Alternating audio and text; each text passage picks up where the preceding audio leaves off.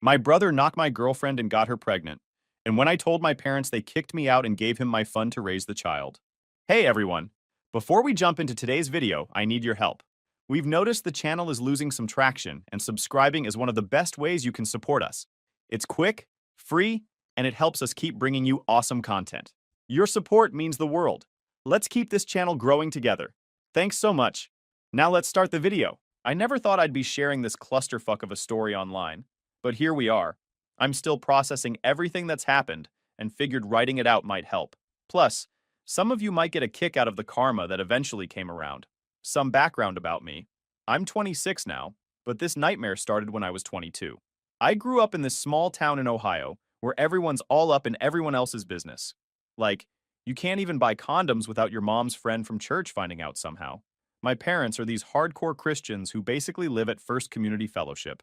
My dad works as an insurance adjuster, making around $65,000 a year, and my mom's a part-time elementary school secretary who spends the rest of her time volunteering at church or gossiping with the other church ladies. We were middle class, I guess. Nice enough house in a decent neighborhood, regular family vacations to places like Myrtle Beach, that kind of thing. Nothing fancy, but comfortable. My parents were big on traditional values, which basically meant my dad made all the important decisions, and my mom nodded along while quoting Bible verses about being submissive. They were strict with me, but weirdly lenient with my younger brother. More on that bullshit later. I busted my ass through high school. I wasn't valedictorian or anything, but I graduated with a 3.7 GPA, was captain of the wrestling team, and did all that volunteer crap colleges like to see on applications. I landed a partial scholarship to State University for mechanical engineering. Not a full ride, but enough to make it somewhat affordable if I worked part-time. I got a job at Patterson's auto shop working 25 to 30 hours a week changing oil, rotating tires, and eventually doing more complex repairs. Jim Patterson, the owner, was this gruff older dude who didn't talk much, but was fair and paid me decent money considering I was still learning. Between what I made there and summers working construction, I had managed to save about $23,000 for college by my sophomore year. Here's where I made my first big mistake. My parents convinced me to let them manage this money for me. They set up some kind of educational account that they controlled for tax purposes. I trusted them completely. Why wouldn't I? They were my parents, and they'd always talked about how important my education was. Plus, my dad was always bragging about his financial know-how and how he was teaching a Dave Ramsey course at church. I figured he knew what he was doing. Then there's my brother, Mike. This dude was always the golden child despite being a complete fuck-up. 2 years younger than me, so he was 20 when all this went down. He'd already failed out of community college twice. The first time because he wasn't being challenged enough, and the second time because the professors had it out for him. At least that's what my parents told everyone at church. Mike never held a job longer than 3 months. He worked at a grocery store until he got caught taking extra breaks. Then at a fast food place until he kept showing up late. Then at the mall selling cell phones until he got fired for flirting with customers instead of, actually selling phones. But no matter how many times he screwed up, my parents always made excuses for him. Mike's just finding his path. Mike's so creative and the traditional education system doesn't accommodate his learning style. Mike just marches to his own drummer. Mike's an entrepreneur at heart. Meanwhile, I was killing myself working and studying, and they acted like that was just the bare minimum expected of me. Classic golden child/scapegoat dynamic that I was too deep in to recognize. I met Chelsea during my sophomore year at a campus coffee shop. I was studying for a thermodynamics exam, and she sat down at my table because the place was packed. She was gorgeous. Long red hair, green eyes, curves in all the right places. The kind of girl I figured would never look twice at me. But we got talking, and she actually seemed interested. Chelsea was studying business administration and worked part-time as a waitress at this fancy steakhouse downtown.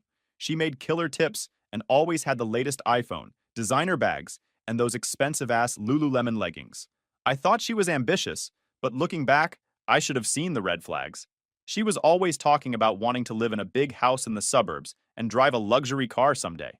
Classic gold digger signs that my dumbass was too blind to see because, well, hot redhead showing interest in engineering nerd. We started dating, and for almost 2 years, things seemed pretty good. I wasn't rolling in cash, but I always made sure to take her out somewhere nice on weekends, buy her thoughtful gifts for birthdays and our anniversary, that kind of thing. She'd come over to my crappy apartment, and we'd cook dinner. Well, I'd cook while she watched TikTok videos, and then watch Netflix. Pretty normal college relationship stuff. My buddy Derek, who worked IT at the university, tried to warn me once. He and I had been friends since freshman orientation. Smart guy, kind of awkward socially, but loyal as hell. Dude, I've seen Chelsea hanging out with different guys on campus. He told me about a year into my relationship with her. Like, hanging all over them at parties and stuff. I blew him off, and we actually got into a fight about it. I accused him of being jealous because he couldn't get a girlfriend. We didn't speak for almost a month after that. Wish I'd listened to him now. Could have saved myself a world of pain. During this time, I brought Chelsea home to meet my family pretty regularly. Sunday dinners were mandatory in my family. My mom would lose her mind if I tried to skip one. My parents seemed to like Chelsea at first. She knew exactly how to act around them. All polite and interested in my mom's church gossip and my dad's boring insurance stories. Mike, though, I should have noticed how he looked at her from the beginning, always finding excuses to sit next to her at dinner or offer to show her improvements he'd made to his room, aka the posters he'd hung up. I caught him staring at her ass a few times, but I figured that was just normal guy behavior. Didn't realize he was plotting to stab me in the back the whole time. It was a Thursday night in April when Chelsea dropped the bomb. I remember it clearly because I had just finished a 10-hour shift at the shop and had grease under my fingernails that wouldn't come out no matter how hard I scrubbed.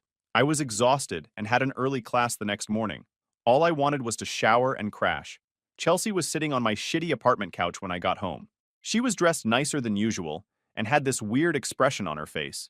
Kind of serious, but also satisfied? Like she'd just pulled off something clever. "We need to talk," she said, patting the cushion next to her. Those 4 words are never good news. I sat down, already dreading whatever was coming. "I'm pregnant," she said, not even looking upset about it. More like triumphant?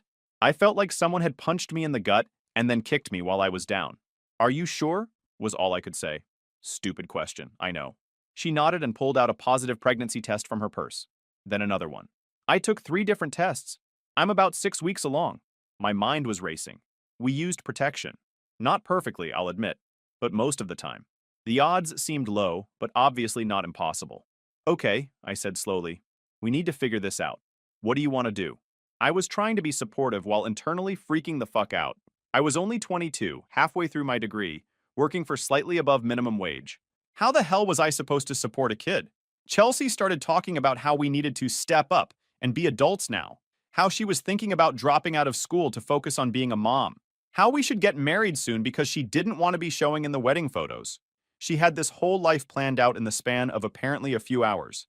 "I've already told my parents," she said. "They're not happy about the timing, but they'll support us." "You told your parents before telling me?" I asked, feeling blindsided. "I needed advice from my mom," she said. Like that explained everything. "Oh, and I think we should tell your parents this Sunday at dinner. They're going to be grandparents." She seemed way too excited for someone whose life plans were supposedly being derailed. I was still in shock, but I agreed we'd tell my parents that weekend. I figured they'd be disappointed in me. Probably give me some lecture about premarital sex and sinning, but ultimately, they'd help us figure it out. Over the next few weeks, we had these long talks about the future. Chelsea suddenly wanted to move out of her apartment and into a bigger place for the baby. Never mind that the baby was the size of a pea and wouldn't need its own room for at least a year. I started picking up even more hours at the shop, working 40-plus-hour weeks on top of my classes. I was fucking exhausted but determined to make it work somehow. Chelsea started looking at bigger apartments we couldn't afford and making Pinterest boards for the nursery. She even jokingly sent me links to engagement rings that cost more than my car. When I gently suggested we might need to be more realistic about our budget, she accused me of not being excited about the baby. "A real man would be thrilled to be a father," she said, tossing her hair. "Maybe you need to reprioritize your life." Then came the day that destroyed everything. I was at my parents' house for Sunday dinner, this mandatory family gathering they insisted on every week. Chelsea was there too, already talking to my mom about baby names and nursery themes. She'd been so eager to tell them about the pregnancy, and while they were initially a bit awkward about it, especially when my dad asked if we were getting married and when, they'd pretty quickly adjusted to the idea of becoming grandparents. Mike was being his usual dickish self, making these smug comments about how I'd have to drop out of school now and how I'd trapped myself with Chelsea. He kept offering her food and drinks, being weirdly attentive in a way that annoyed me, but didn't raise any real suspicions yet. I went to the bathroom and accidentally left my phone on the table. When I came back, Chelsea's face was white and she was staring at my screen. Everyone else at the table had gone quiet too. I picked up my phone and saw a text from Derek. "Dude, I saw Mike and Chelsea coming out of the Sunset Motel on Highway 9 last week. Thought you should know. I've got your back whatever happens. The room went dead silent. I looked at Chelsea, then at Mike, and that motherfucker had the audacity to smirk at me. What the fuck is this? I asked, my voice weirdly calm considering I felt like I was about to explode. Chelsea started crying those fake-ass tears women bust out when they're caught. It's not what you think. We were just talking about the baby and stuff. At a motel? I asked incredulously. My mom gasped. Language! We don't use that word in this house. I couldn't believe that was what she was focused on, not the fact that my brother had apparently been seeing my girlfriend behind my back. Is it true? I demanded, looking at Mike. He stretched in his chair, completely relaxed, like this was just some minor inconvenience. Yeah, it's true. We've been hooking up for a while now. So what? Then Chelsea started crying even harder. It was just one time. I was confused and upset about the pregnancy. Mike snorted. Actually, it was more like 5 or 6 times, he said with this shit-eating grin. And bro, hate to break it to you, but that baby ain't yours. I lunged across the table at him, knocking over my mom's precious centerpiece, some ceramic Jesus figurine she'd brought back from a trip to Israel. I got one good punch in before my dad pulled me off him. Mike just laughed and wiped the blood from his lip. You're just mad because she came to a real man instead of some grease monkey who can barely afford ramen, he spat. At least I know how to satisfy her. The worst part? My parents just stood there, not saying a fucking word about what Mike had done. My mom was more upset about her broken Jesus statue than the fact that her younger son had betrayed her older son in the worst possible way. Instead, my mom started going on about how violence isn't the answer, and how God works in mysterious ways. My dad just stood there with his hand on my shoulder, gripping too tight, like I was the one who needed to be restrained. When I finally calmed down enough to speak, I asked Chelsea directly, "Is the baby Mike's?" She looked down at her hands and nodded. "I'm sorry, but yeah, we did a blood test last week." Last week? They'd known for a week and no one thought to tell me? I'd been picking up extra shifts, skipping study sessions, looking at shitty 2-bedroom apartments, all for a baby that wasn't even mine. How long? I asked, my voice hollow. How long has this been going on? Chelsea and Mike exchanged glances. Since Christmas, she admitted. Christmas. That was 4 months ago. While I was buying her a necklace I could barely afford and taking her to a nice restaurant for our anniversary, she was screwing my brother, probably laughing at me behind my back the whole time. Then, Chelsea had the fucking nerve to start talking about her needs and how I was emotionally unavailable because I was always working or studying. Like that justified screwing my brother and lying about the baby. I never meant to hurt you, she said, dabbing at her eyes with a tissue. But Mike understands me in a way you never did. Plus, he has real potential. He's just been held back by the system. I almost laughed. Mike had potential? The guy who couldn't even show up on time to a job at McDonald's? The guy who was still living at home at 20, playing video games all day and contributing nothing? So what now? I asked, looking between all of them. Were you just going to let me think the baby was mine forever? Have me support another man's kid? My brother's kid? We were going to tell you, Chelsea said weakly. Eventually. After I'd signed the birth certificate, I asked. After I'd dropped out of school to support you? What was the plan exactly? Mike leaned back in his chair. Look, bro, it's not that complicated. Chelsea and I are together now. She's having my baby. You're the odd man out. Maybe it's time for you to move on. I couldn't believe what I was hearing. The casual cruelty of it all was astounding. My brother, my girlfriend of 2 years, my parents just standing there, not defending me, not expressing outrage at what had happened. I turned to my parents. Did you know about this? They exchanged glances. We suspected something might be happening, my dad admitted. Mike confided in us a few weeks ago. And you didn't think to tell me? I was shouting now. You let me walk around like an idiot, planning for a baby that isn't mine? We thought it was something you young people needed to work out yourselves, my mom said primly. And honestly, we were praying that things would resolve in a way that kept the baby in a stable family environment. That's when it hit me. They weren't upset about Mike's betrayal because they saw it as a solution. Mike would finally have to grow up and be responsible. He'd have to get a job, support a child. And in their eyes, that was worth sacrificing my happiness and future. The shitstorm that followed was epic. My parents sat me down the next day for a family meeting. Mike and Chelsea were there too, holding hands like they were the victims in all this. Chelsea had spent the night at our family home, apparently. In my old room, most likely. The thought made me sick. Son, my dad started, his pastor voice on full blast. We've been praying about this situation, and we believe God has a plan here. A plan? I repeated. What kind of plan involves my brother fucking my girlfriend? My mom gasped like I'd just taken a dump on her Bible. Language? The Lord is testing all of us right now. Then came the kicker. They started talking about how Mike and Chelsea were going to need support with the baby, how they were young and in love, and deserved a chance to start their family right. We think it's best if they move into your old room, my dad said. It's bigger and would make a nice nursery. I couldn't believe what I was hearing. My room? I don't even live here anymore, but you're giving away my space? But you still have things stored here, my mom pointed out. Like that justified everything. All those boxes in the closet, your old trophies. And we've been thinking, my dad continued, clearing his throat. The money in your college fund would really help them get started. Mike jumped in then, his voice dripping with fake concern. Look, bro, I know this is hard, but you're almost done with school anyway. And you're always bragging about how much you make at that shop. Chelsea and I need that money more than you do right now. Chelsea nodded eagerly. We were thinking we could use it for a down payment on a house. Something with at least 3 bedrooms and a yard for the baby. Nothing fancy, just something in the Oak Ridge subdivision. Oak Ridge was the most expensive neighborhood in town. My blood was boiling. That's my money. I worked for it. My dad's face hardened. Actually, the account is in our names. Legally, it's our decision how it's used. I felt like I'd been punched in the gut. They were really going to take my $23,000. Money I'd sweated and bled for, money that was supposed to help me finish my degree, and give it to Mike and Chelsea?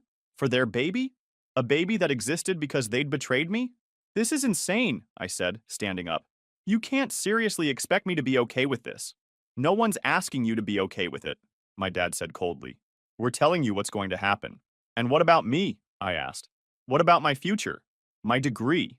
My mom patted my hand condescendingly. You're so smart and resourceful. You'll figure something out. Mike and Chelsea, they need more help right now. And maybe this is God's way of teaching you humility, my dad added. You've always been so prideful about your achievements. I lost it then. I told them exactly what I thought of their divine plan and their precious Mike. I told Chelsea she was a gold-digging whore who would regret hooking up with a loser like my brother. I told Mike he was a pathetic excuse for a man who couldn't earn anything on his own merit, so he had to steal from me. My girlfriend, my money, my future. My dad stood up so fast his chair fell over. That's enough! Until you can accept God's will and apologize to your brother and Chelsea, you're not welcome in this house. Fine by me, I spat. Keep the money, keep the room, keep the happy fucking family. I'm out. As I was leaving, I heard Mike say, he'll cool off and come crawling back. He always does. I swore right then that I would never give them the satisfaction. When I got back to my apartment, I realized I didn't even have any photos from home. Nothing to remind me of my childhood or my family. They were all still at my parents' house, in albums and frames and boxes, along with my wrestling trophies, my Eagle Scout medal, and all the other mementos of my life before college. I texted my mom asking if I could at least come get my personal stuff. She replied that I was welcome to, as soon as I apologized to Mike and Chelsea. That's when I knew it was really over. I was on my own now. The next few months were rough as hell. My lease was ending in 2 weeks, and I had been counting on that college fund to help with the security deposit on a new place. Now I was broke, betrayed, and about to be homeless. I couch surfed at friends' places until I wore out my welcome. Everyone was sympathetic at first, but after a few weeks of me sleeping on their couch and being a miserable bastard, the invitations dried up. I picked up even more hours at the shop but had to drop 2 classes because I couldn't keep up. My grades tanked. I was basically surviving on energy drinks and dollar menu burgers. Derek was the only one who really had my back. He let me crash at his apartment for almost 6 weeks until I could save up for a security deposit on a shithole studio apartment. The place had roaches and a shower that only ran cold, but it was mine. You need to file for that money, man, Derek kept telling me. That's wage theft what they did. You worked for that cash. But lawyers cost money I didn't have, and honestly, I just wanted to cut all ties with my so-called family. The thought of dragging this out in court, having to see them again, having to relive the betrayal, I couldn't handle it. Through mutual friends, I heard that Mike and Chelsea had moved into my old room, that they were using my college fund to buy baby furniture from Pottery Barn, and that Chelsea had a push present wish list that included a $5,000 bracelet. Meanwhile, Mike still couldn't hold down a job. He'd started some bullshit entrepreneurship venture, selling overpriced protein supplements on Instagram. He called himself a fitness influencer Despite having never set foot in a gym, I stalked their social media more than I'd like to admit. Chelsea was constantly posting bump photos with captions like, "So blessed," and "My amazing baby daddy spoiling me again." Each post was like a fresh knife to the gut, but I couldn't stop looking. I hit rock bottom around month 4 when my car broke down, and I couldn't afford to fix it. I had to walk 3 miles to work every day, rain or shine. One night, after a particularly shitty shift, I sat on my mattress on the floor. I couldn't afford a bed frame and just broke down. I was exhausted, broke, and felt completely betrayed by everyone I'd ever trusted. But something clicked that night. I realized I wasn't going to let those assholes win. I wasn't going to be the pathetic ex-boyfriend brother who never recovered. I'd worked too hard, come too far to let them destroy me. The next day, I talked to my boss, Jim, about my situation. Jim was a gruff old dude who'd been running the shop for 30 years and didn't take shit from anyone. He'd seen me coming in looking progressively worse over the past few months, but hadn't said anything.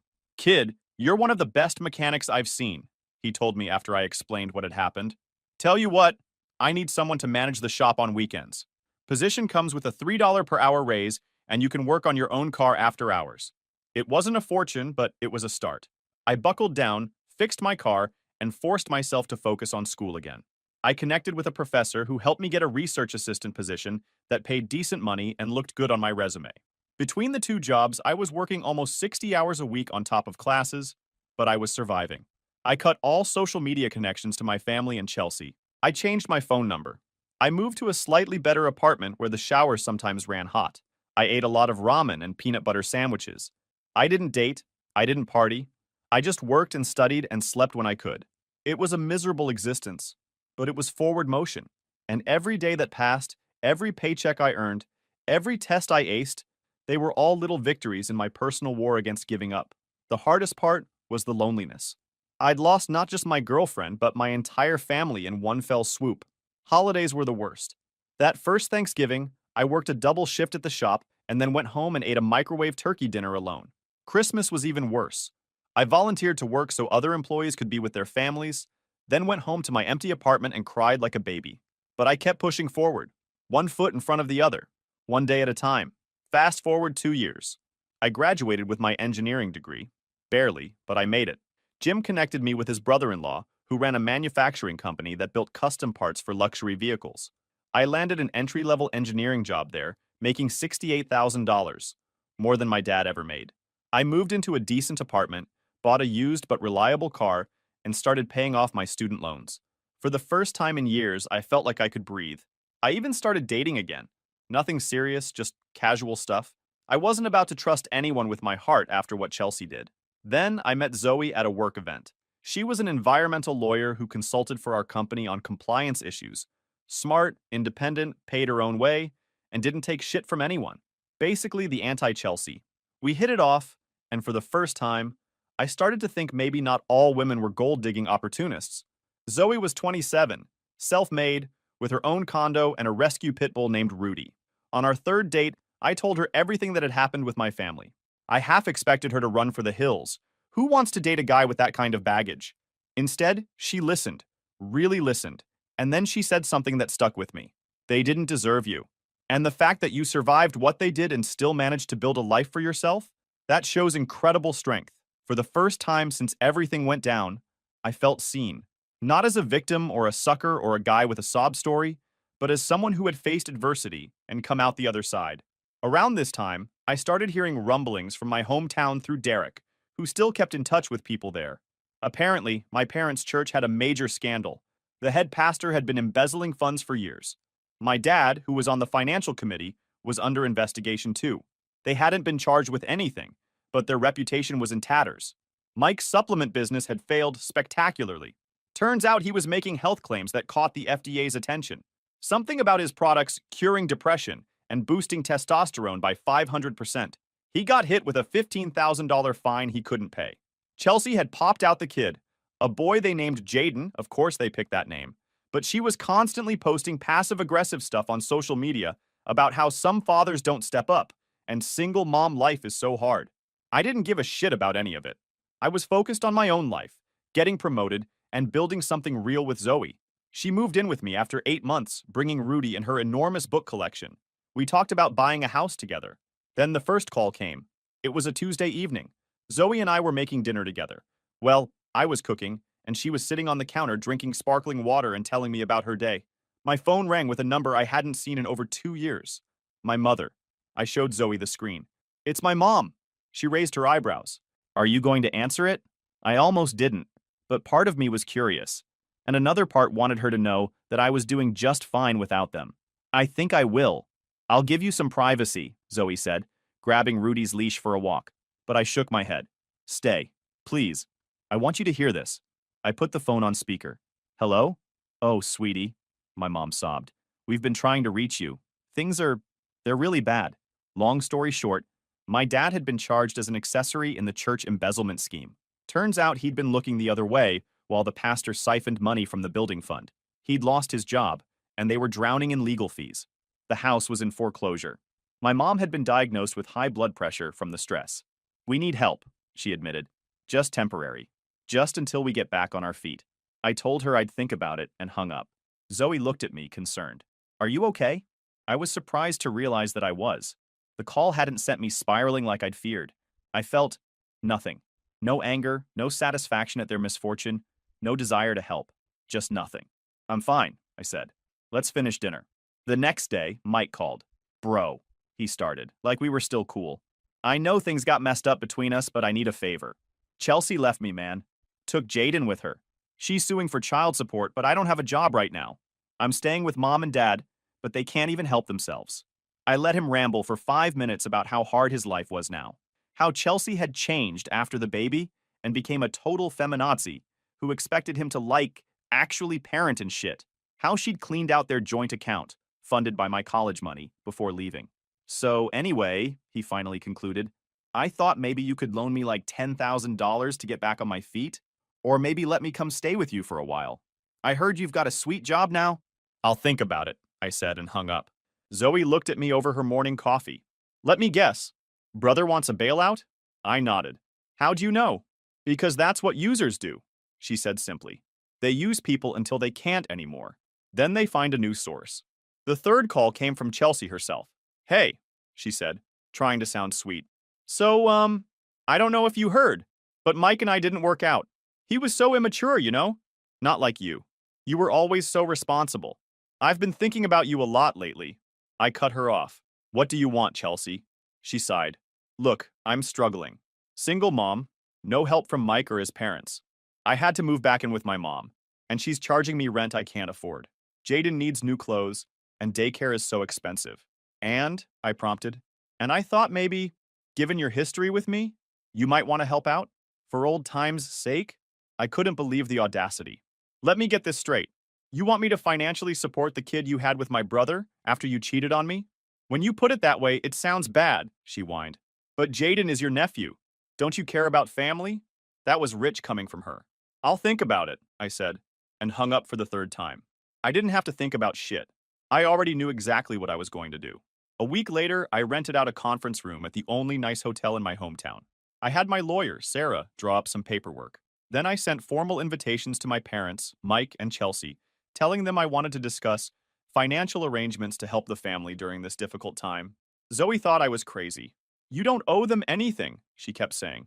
They're vultures. I know, I assured her. Just trust me. They all showed up looking desperate but hopeful.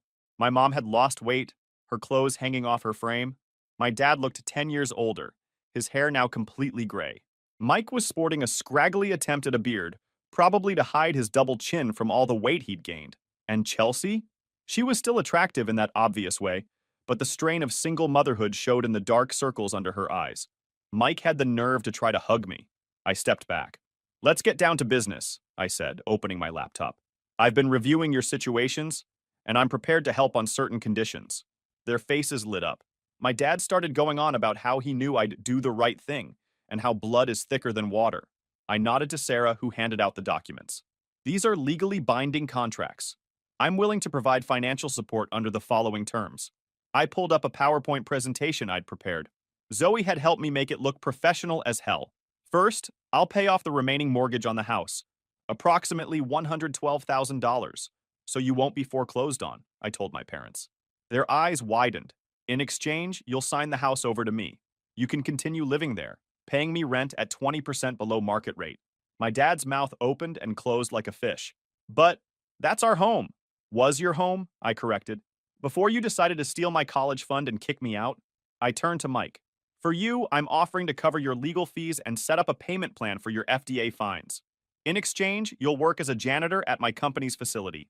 The job pays $14 an hour with no benefits. You'll also sign this document acknowledging that you deliberately pursued a relationship with Chelsea to hurt me. Mike turned red. That's bullshit. I'm not signing that. Then you can figure out your own mess, I shrugged. Finally, I turned to Chelsea. For Jaden, not for you. I'll set up a trust fund of $20,000 for his education. The money goes directly to the school when he's 18, and only if he maintains a 3.0 GPA. You get nothing. Chelsea burst into tears. But what about me? How am I supposed to live? Get a job, I suggested. Or find another sucker to leech off of. My mom was sobbing now. This isn't Christian forgiveness. This isn't what family does. I laughed. You forfeited the right to talk to me about family when you chose Mike over me, when you stole my money and gave it to them, when you kicked me out and left me with nothing. But we're desperate, my dad pleaded. We'll lose everything. Like I lost everything? I countered. These are my terms. Take them or leave them. You have 24 hours to decide. I stood up and buttoned my suit jacket. Sarah collected the unsigned contracts. Wait, Mike called as I reached the door. What if we don't sign? What will you do? I turned back with a smile. Nothing. I'll go back to my successful career and happy relationship and continue living my best life. You'll continue spiraling into poverty and desperation. Either way, I win. I walked out feeling lighter than I had in years. Zoe was waiting for me in the hotel bar. How'd it go? She asked. Exactly as expected, I replied, loosening my tie. They looked like they were about to have collective heart attacks. Think they'll sign? I shrugged. Doesn't matter to me. The sweet revenge was seeing their faces when they realized I didn't need them. They needed me, and that I had the power to help them. Or not. 2 days later, Sarah called to tell me my parents had signed the house over to me. Mike had initially refused the janitor job, but changed his mind when he was served with court papers for the unpaid FDA fines. Chelsea tried to contest the terms of Jaden's trust fund, arguing that she needed money now, not years in the future. But my lawyer shut that down fast. I've never visited the house since they signed it over. I have a property management company collect the rent. Mike lasted exactly 3 weeks at the janitor job before getting fired for sleeping in a supply closet during his shift. Chelsea tried calling me twice more to beg for money, then gave up. Last I heard, Mike moved in with some other girl he met online, probably his next victim. Chelsea's working double shifts at a diner and complaining on social media about how hard her life is. My parents are still in the house, my house now, living on my dad's much-reduced retirement after the legal fees ate most of their savings. Sometimes people ask if I feel bad about what I did. The answer is no. I don't feel bad, and I don't feel particularly good either. I just feel free. Free from the weight of their expectations, their manipulation, their betrayal. I married Zoe last spring in a small ceremony. Derek was my best man. Jim walked Zoe down the aisle since her parents are no longer in the picture. We bought a house in a different state and are thinking about starting a family soon. I don't know if what I did counts as forgiveness, but watching them grovel for the same mercy they never showed me, that felt like fucking justice. Sometimes, the best revenge isn't about getting even. It's about rising so far above your enemies that they have to strain their necks just to see how far they'd have to climb to reach you. And me? I'm still climbing higher every day.